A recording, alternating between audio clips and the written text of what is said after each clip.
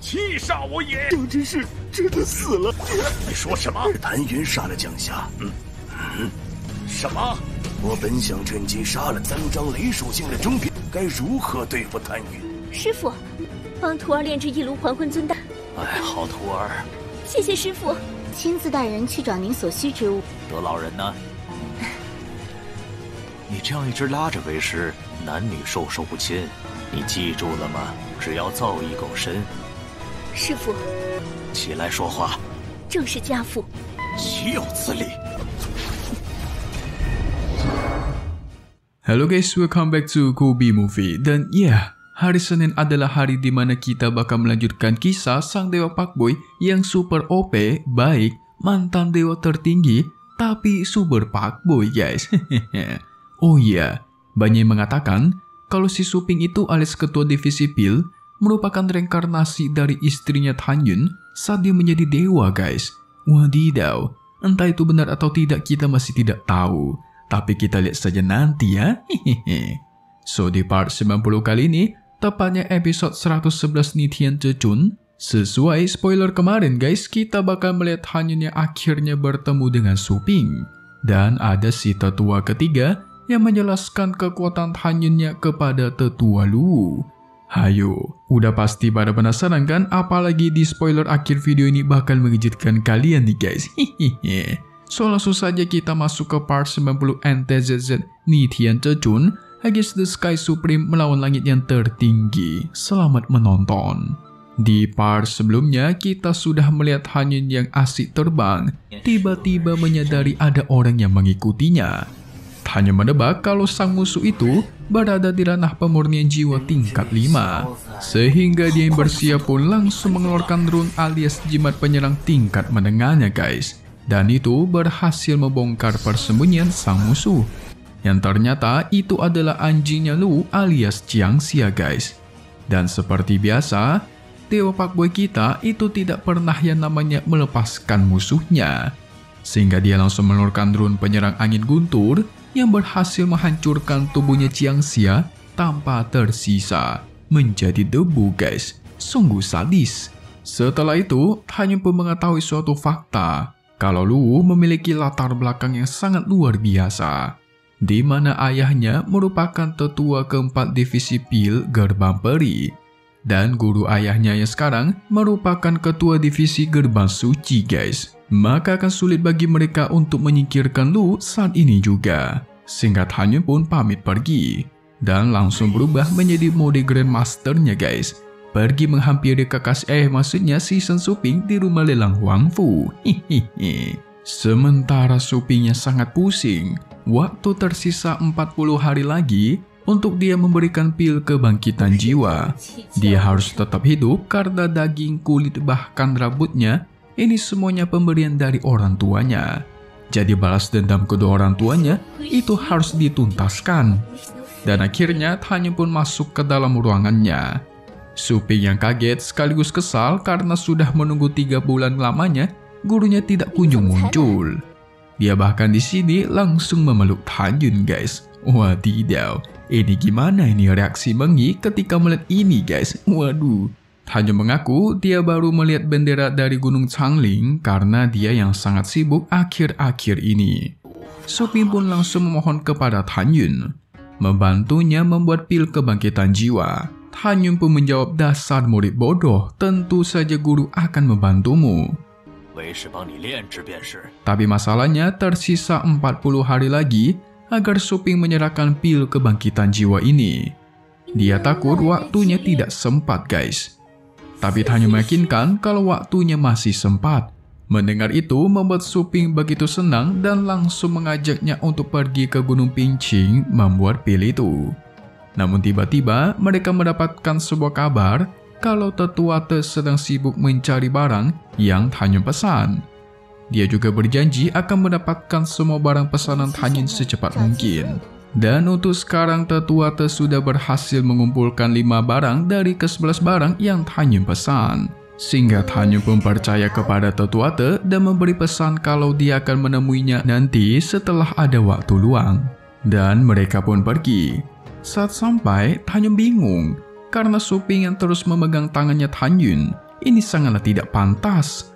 Apalagi pria dan wanita itu tidak boleh terlalu dekat guys. Menikah saja belum. Kode ya bang ya.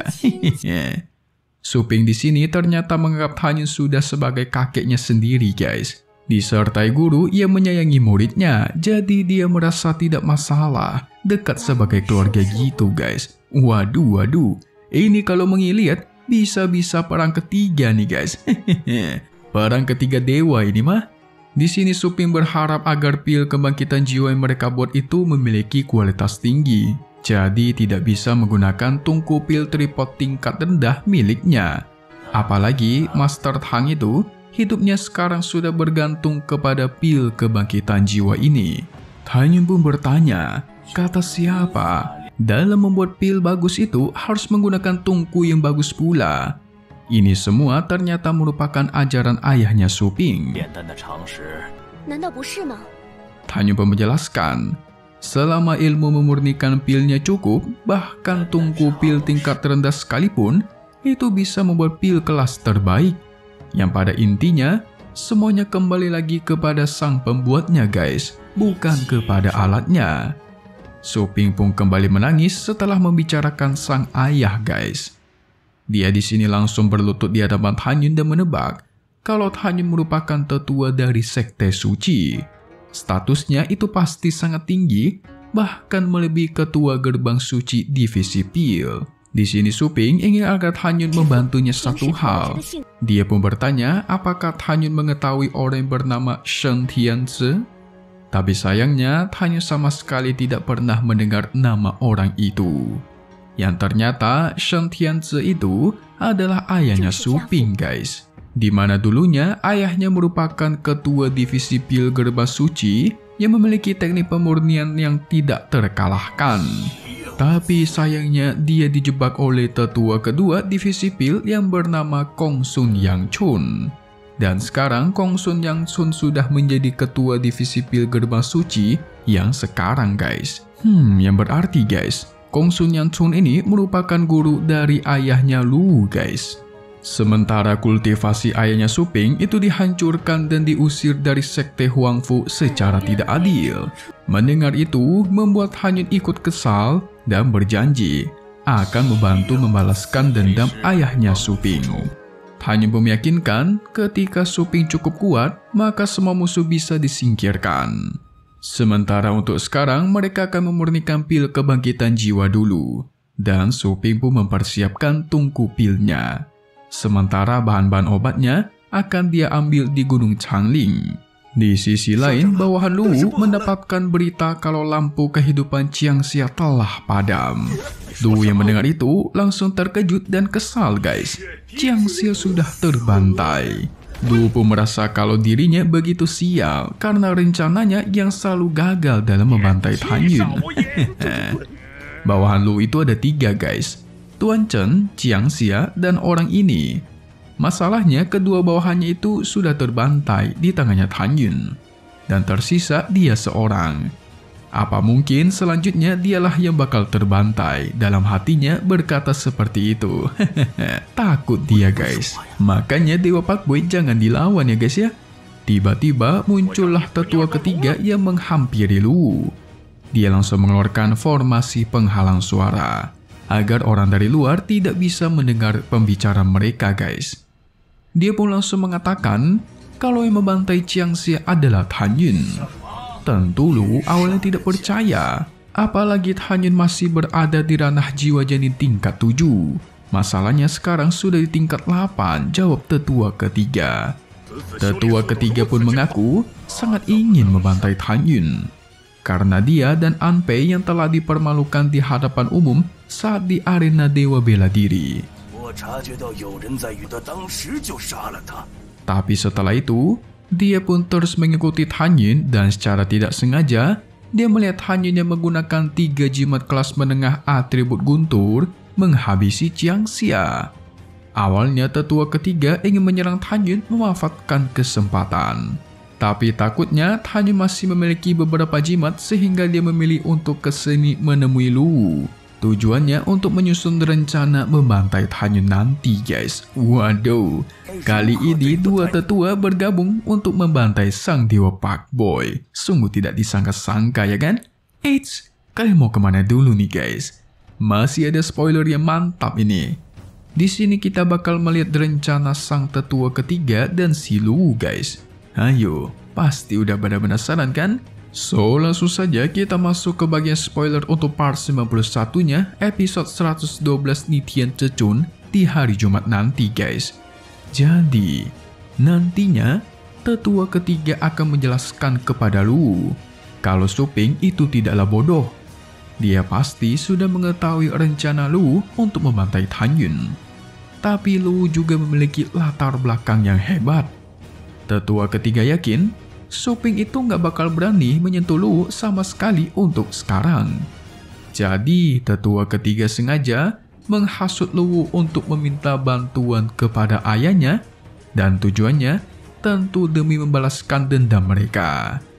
Dia mengatakan ini semua juga demi anaknya Pan Tong, entah anak atau murid yang pasti sih sepertinya murid guys. Murid yang bernama Pan Tong.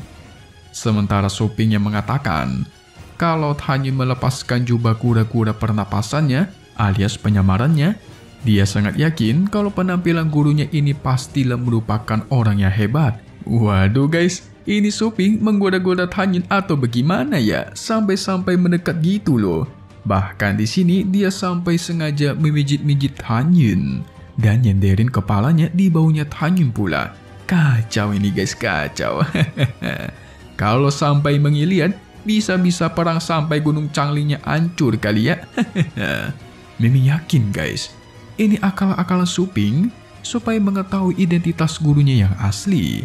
Ini sudah pasti ini. Waduh. Nanti kalau semisal Tan Yun membongkar penyamarannya, bisa-bisa jantungan kali si Suping ya. Muridku ternyata guruku. Tapi kalau udah jatuh hati, ya apa bisa dikata. Mungkin murid pun akan dijadikan sebagai suami juga ya guys ya. Bakalan seru nih asli nih, mantap. So, selesai dulu untuk part 90 NTCZ. Update lagi nanti untuk part 91-nya seperti biasa di hari Jumat lagi ya guys. Dan pastinya hanya di sini guys, Kobe Movie. So, thank you buat kalian semua udah nonton dan selalu support kedua channel Mimin, Kobe Movie dan Kobe Official.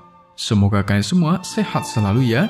Di sini Mimin mohon pamit undur diri dulu. Kita bakal ketemu lagi di video-video selanjutnya.